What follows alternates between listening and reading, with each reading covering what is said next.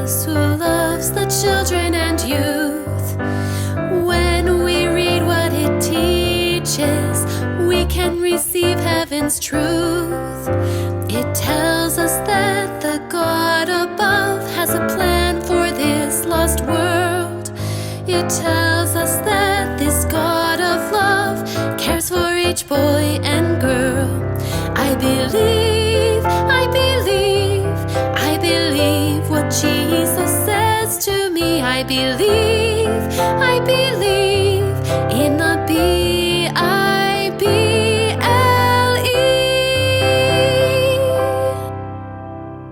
Hi friends, welcome back to another episode of our program, I Believe, where we are learning all the 28 basic beliefs of the Adventist Church. My name is Jonathan. And I'm Sister Michelle. Today we are learning about a very important topic called the nature of humanity. The nature of humanity actually began during creation on the sixth day, when God created man. In Genesis 2:7, it says that the Lord formed man out of the dust of the ground, and he breathed into his nostrils the breath of life. Wow, it's kind of surprising we were made from dust, but God gave us a beating heart, muscles for movement, and a brain that can think and love. It is surprising. In fact, Genesis 1:27 says that we were made in the image of God. What an honor that we were made in God's image! Adam and Eve were made perfect, and they were also given a perfect home called the Garden of Eden.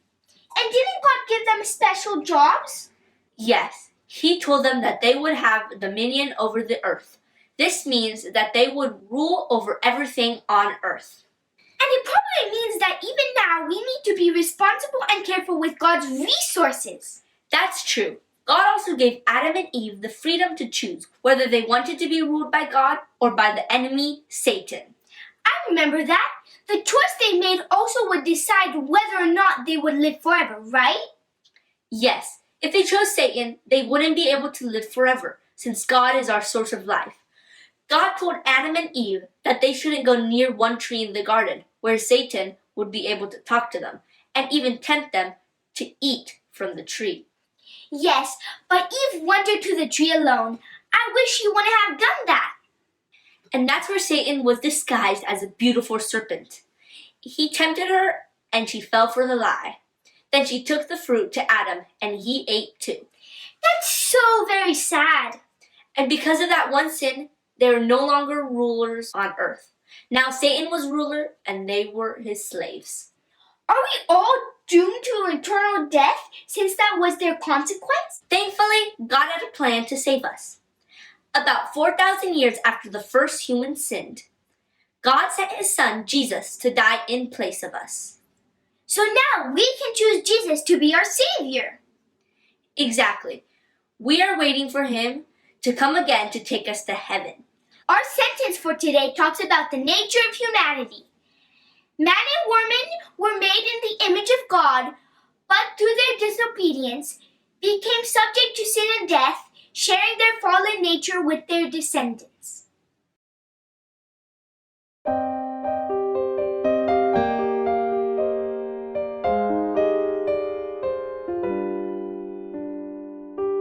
Man and woman were made in the image of God, but through their disobedience,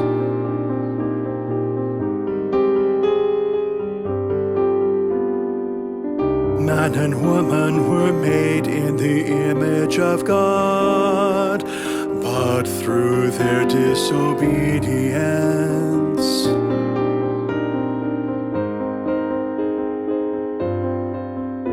became subject to sin and death, subject to sin and death, sharing their fallen nature with their descendants, became subject to sin and death, subject to sin and death, sharing their fallen nature with their descendants.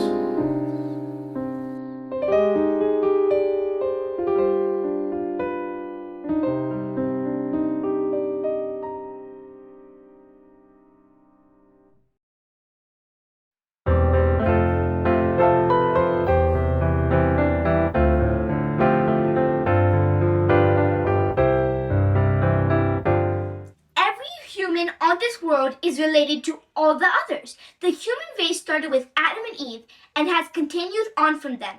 Genesis 5 lists a lot of fathers and sons that goes from Adam down to Noah.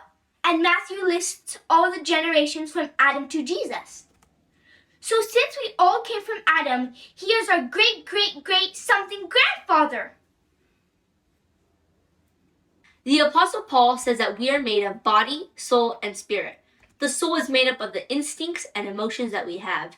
The spirit is the intelligence and consciousness that allows God to communicate with us. And the body is a physical container that holds us together. In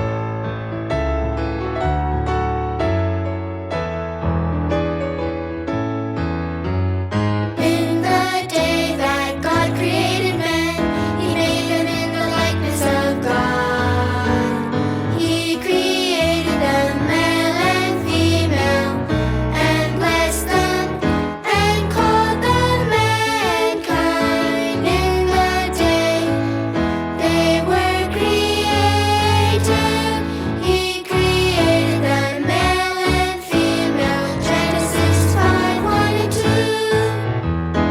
In the day that God created man, He made him in the likeness of God. He created them male and female, and blessed them, and called them mankind. In the day they were created, He created them male and female. Genesis 5:1-2.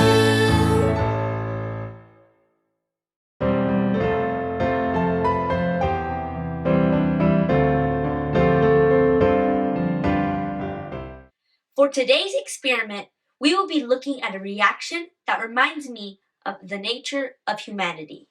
Here are the materials we need: a bowl, a cup of milk, food coloring, and dish soap.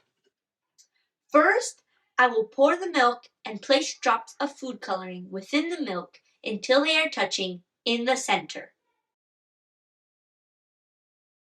Now I will place a dot of dish soap in the center of the food coloring.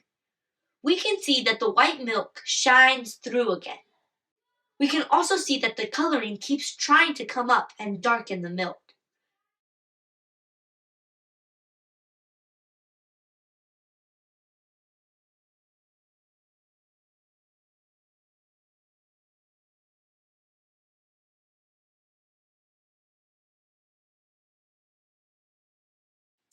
The way the dark colors darken the white milk reminds me a bit of how the nature of humanity changed when sin entered the world. After Eve chose to obey Satan and not Jesus, the rest of humanity inherited her tendency to sin. When the soap touches the milk and the colors move away, it reminds me of how Jesus can change our character to be more like Him. But when I see the dark colors trying to darken the milk, it makes me think of how we will continue to struggle with our sinful ways our whole lives. But by God's grace, He can give us victory over sin and someday change our nature to be perfect, just like His. For all have sinned and fall short of the glory of God. For all have sinned and fall short of the glory of God. For all have sinned and fall short of the glory of God. For all have sinned and fall short of the glory of God. Romans 3:23.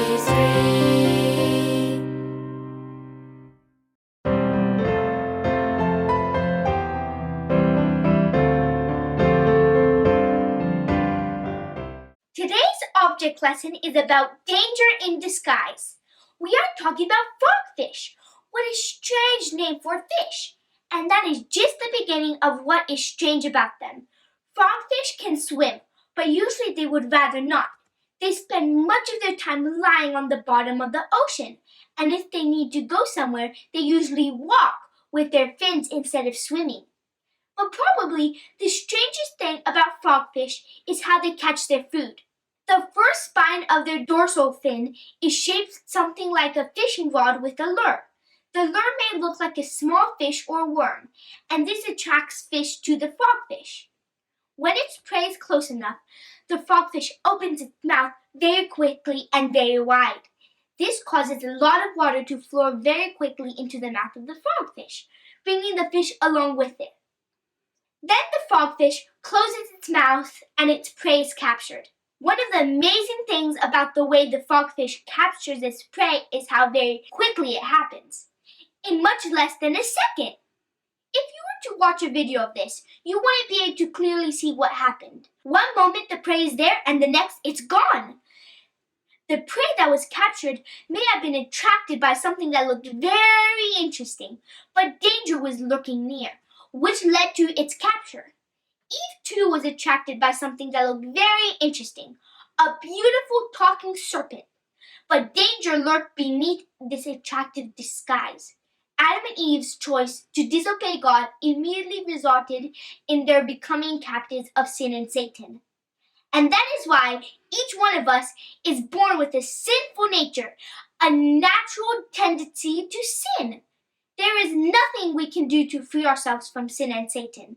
But thank God our situation is not hopeless. Jesus has defeated Satan and can give us victory to defeat him too.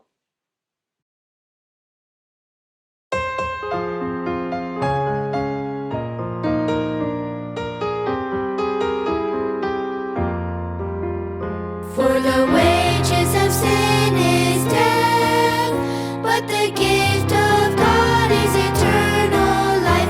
For the wages of sin is death, but the gift of God is eternal life in Christ Jesus our Lord. For the wages of sin is death, but the gift of God is eternal life. For the wages of sin is death, but the gift of God is eternal life in Christ Jesus our Lord. Romans 6:23. We hope you enjoyed our program about the nature of people. Join us again next time. Man and woman were made in the image of God, but through their disobedience,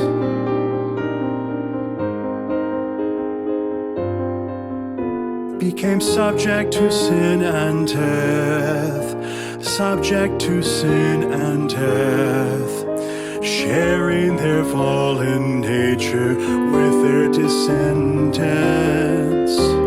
Became subject to sin and death, subject to sin and death, sharing their fallen nature with their descendants.